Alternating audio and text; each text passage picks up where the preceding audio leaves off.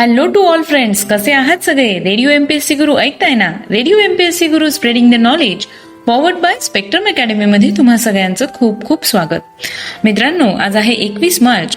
चला तर मग आजच्या दिवसाची सुरुवात एक सुंदर आणि प्रेरणादायी विचार ऐकून करूया. स्वप्न मोफत असतात, फक्त त्यांचा पाठलाग करताना किंमत मोजावी लागते. आत्ताचा क्षण पुढच्या सेकंदाला इतिहास होत असतो. यातले काहीच क्षण जगाला विशेष म्हणून अजरामर होतात. जाणून घेऊया आजच्या दिवसाची विशेष गोष्ट आजच्या 21 मार्चच्या दिनविशेष या सत्रात.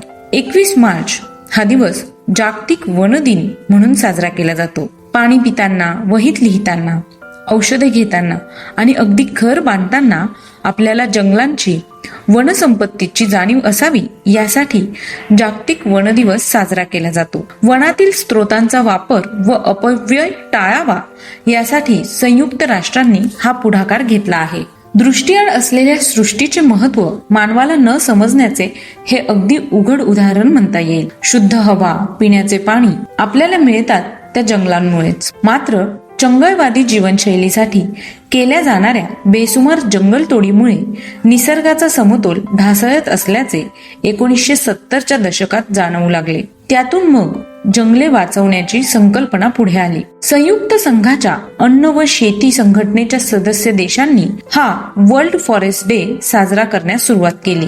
जंगलांबाबत आस्था आणि जंगलतोडीमुळे होणाऱ्या हवामानातील बदलांबद्दल चिंता वाटत असणाऱ्या सर्वांना जागतिक पातळीवर व्यासपीठ मिळावे हा देखील वनदिन साजरा करण्यामागचा उद्देश आहे. बदलत्या हवामानावर भविष्यात उपाययोजना करताना आणि धोरण ठरवताना जंगलांबाबत योग्य विचार होत असल्याची खात्री या मंचावरून एकत्रितपणे करता येईल. तसंच 21 मार्च हा दिवस आंतरराष्ट्रीय रंग दिन म्हणून देखील साजरा केला जातो. आजचा दिवस विषुव असल्याने, म्हणजे दिवस व रात्र दोन्ही समान तासांचे असल्याने आंतरराष्ट्रीय रंग दिवस साजरा केला जातो.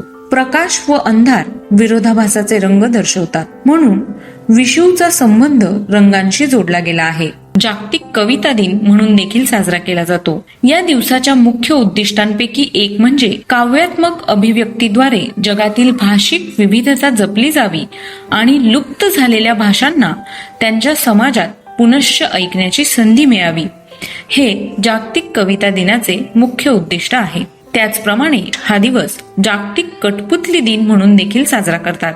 एक मनोरंजनाचं वेगळं साधन टिकावं, प्रसिद्ध व्हावं व त्या माध्यमाने जगात शांतता राखावी या उद्देशाने 2003 पासून हा दिवस साजरा केला जातो. तर मित्रांनो, आताच आपण महत्वाच्या दिवसांविषयीची माहिती ऐकली. आता आपण 21 मार्च या दिवशी घडलेल्या घटनांविषयीची माहिती ऐकणार आहोत.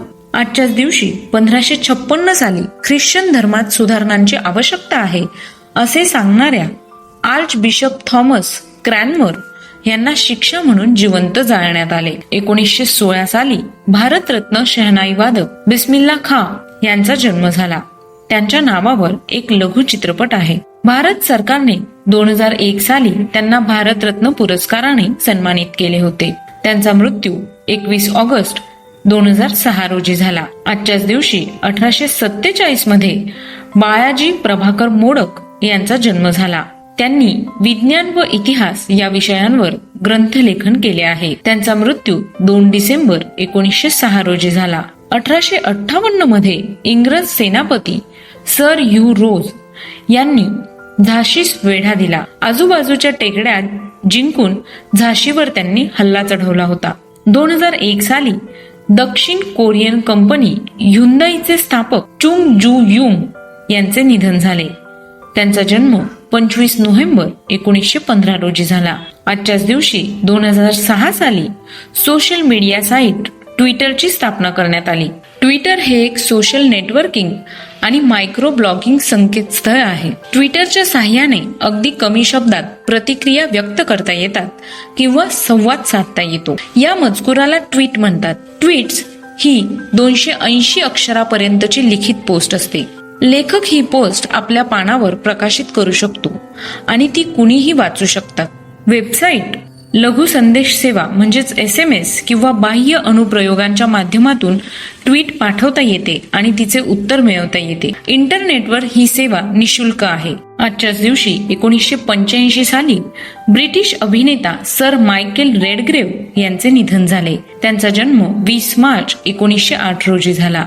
आजच्याच दिवशी 1887 मध्ये देशभक्त, क्रांतिकारक व भारतातील कम्युनिस्ट पक्षाचे संस्थापक मानवेंद्रनाथ रॉय यांचा जन्म झाला. भारतीय स्वातंत्र्य लढ्यासाठीच्या सशस्त्र क्रांती कार्यात सामील झालेल्या रॉय यांना उत्तर आयुष्यात मेक्सिको, रशिया, अफगाणिस्तान, चीन इत्यादी देशात केलेल्या कार्यामुळे आंतरराष्ट्रीय स्तरावरील एक नामवंत साम्यवादी विचारवंत म्हणून मान्यता लाभली. त्यांचा मृत्यू 26 जानेवारी 1954 मध्ये झाला.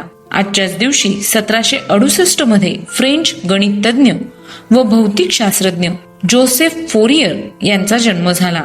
त्यांचा मृत्यू 16 मे 1830 रोजी झाला. 1871 साली ऑटो व्हॉन बिस्मार्क हे जर्मनीचे चान्सलर बनले. 1973 मध्ये कोशकार यशवंत रामकृष्ण दाते यांचे निधन झाले. त्यांचा जन्म 17 एप्रिल 1891 रोजी झाला. 1923 मध्ये सहज योगच्या संस्थापिका आणि अध्यात्म गुरु निर्मला श्रीवास्तव यांचा जन्म झाला. निर्मला देवी यांनी चले जाव चळवळीत तुरुंगवास भोगला होता. त्यांचा मृत्यू 23 फेब्रुवारी 2011 रोजी झाला. आजच्याच दिवशी 1976 मध्ये विलासराव देशमुख यांचे पुत्र अमित देशमुख यांचा जन्म झाला. ते भारतीय काँग्रेस पक्षाकडून निवडून आलेले आमदार आहेत. 1977 मध्ये स्वतंत्र भारताच्या इतिहासामधील सर्वात दुर्दैवी घटनांपैकी एक भारतातील आणीबाणी तब्बल 21 महिन्यांनंतर संपुष्टात आली. 1978 मध्ये अभिनेत्री राणी मुखर्जी यांचा जन्म झाला. 1997 सालच्या राजा की आएगी बारात ह्या चित्रपटामधून त्यांनी बॉलिवूडमध्ये पदार्पण केले. आजच्याच दिवशी 2003 साली जळगाव महानगरपालिकेची स्थापना करण्यात आली. आजच्याच दिवशी 2003 साली भारतीय लेखक गौरा पंत शिवानी यांचे देहावसन झाले. त्यांचा जन्म 17 ऑक्टोबर 1923 रोजी झाला. आजच्याच दिवशी 2005 साली चित्रपट दिग्दर्शक, पटकथा व संवाद लेखक दिनकर द पाटील यांचे निधन झाले. त्यांचा जन्म 6 नोव्हेंबर 1915 रोजी झाला. 2010 साली अर्थशास्त्रज्ञ व विनोदी लेखक पांडुरंग लक्ष्मण तथा बाळ गाडगे यांचे निधन झाले.